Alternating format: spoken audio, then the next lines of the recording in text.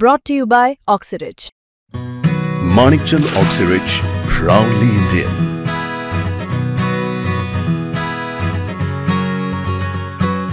Hyderabad gadget लागू करण्याचा निर्णय घेतलाय।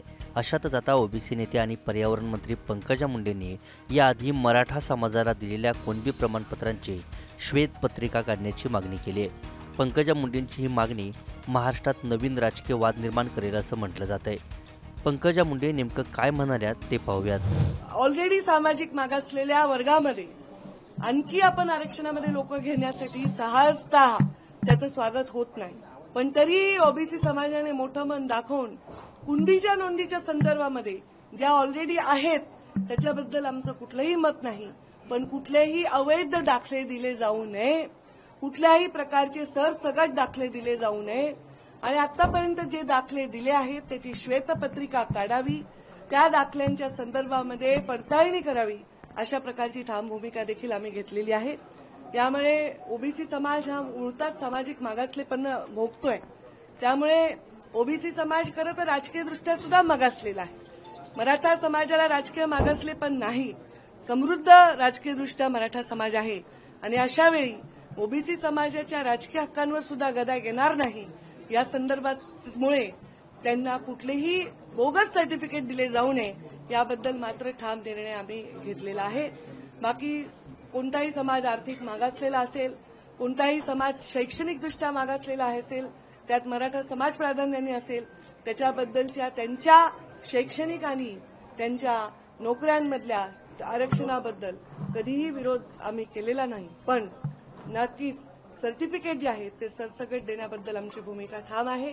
असे सरसकट सर्टिफिकेट दिले जाऊ नये।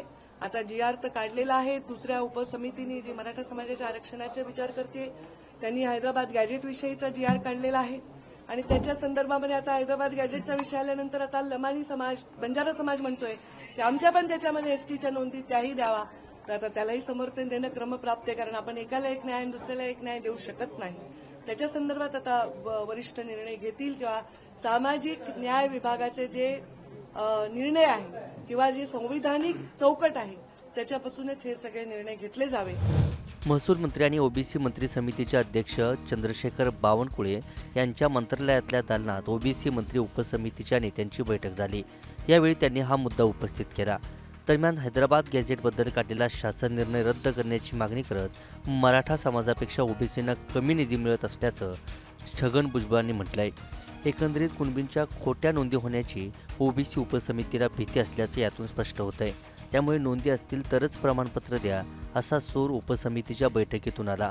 छगन भुजबळांनीही या बैठकीत हैदराबाद गॅझेट संदर्भातल्या शासन निर्णयातल्या शब्दरचनेवर आक्षेप घेऊन तो जीआर रद्द करण्याची मागणी केली।